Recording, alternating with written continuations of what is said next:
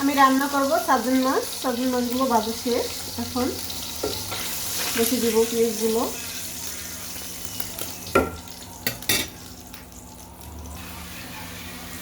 পেঁয়াজগুলো আমার ভাজা হয়ে গেছে। এখন আমি দিয়ে দেবো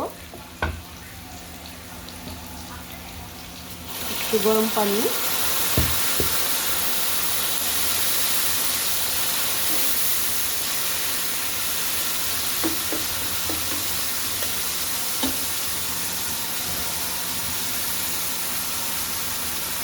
দিয়ে দিচ্ছি হলুদের গুঁড়ো,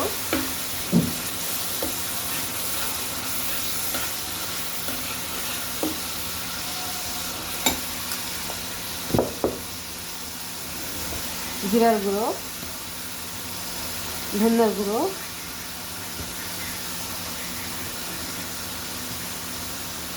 দিয়ে দিচ্ছি মরিচের গুঁড়ো। ঝালটা যে যে যেরকম খাইবেন ওইরকম পরিমাণ করে দিবেন।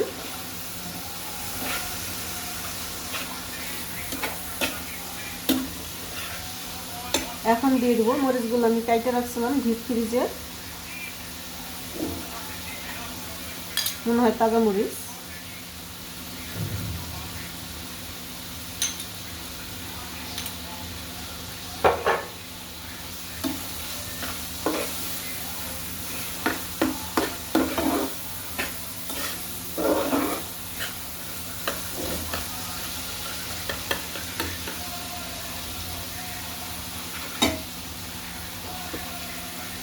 এখন দিয়ে দেবো স্বাদ মতন লবণ।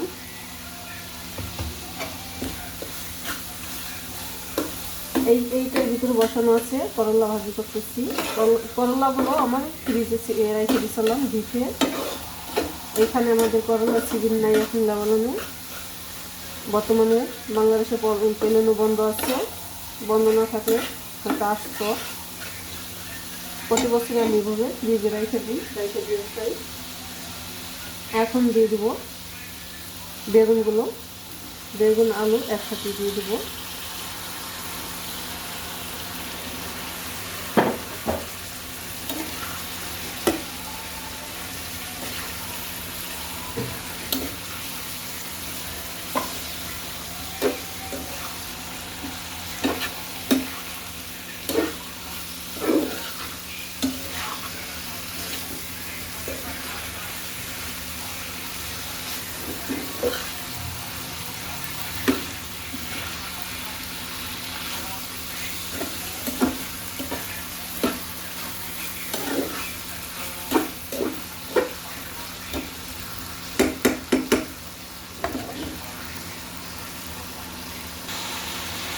ভালো করে সুন্দর করে কষিয়ে নেব আলুগুলো।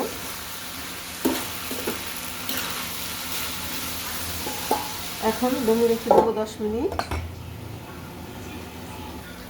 10 মিনিট পরে চলে আসলাম।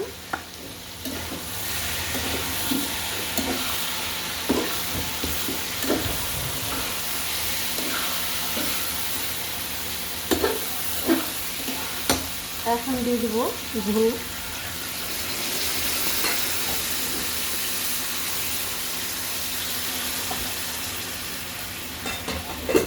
তো মাছটা আমি চচ্চড়ি করবো।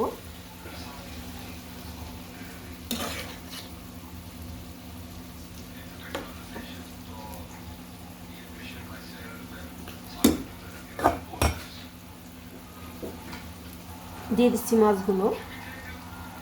গরম পানি দিয়ে দিলে সাথে সাথেই বলক উঠে যায় তরকারিতে।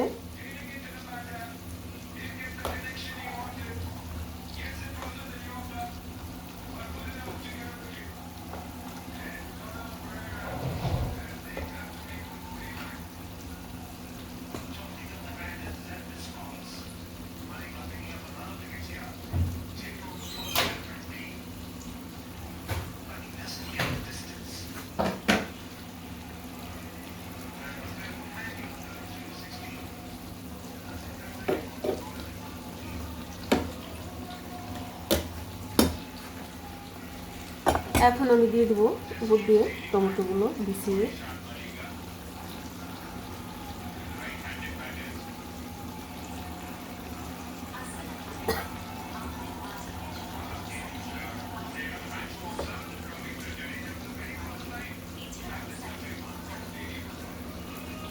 একটু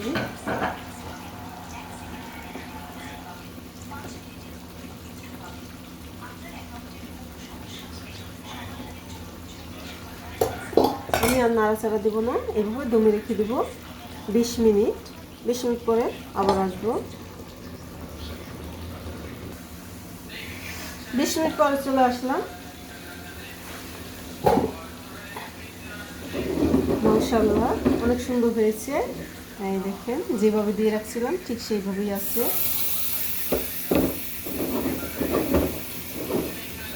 ঝোলটা শুকিয়ে গেছে, হালকা একটু ঝোল আছে নিচে। এটা কি বলে, চচ্চড়ি।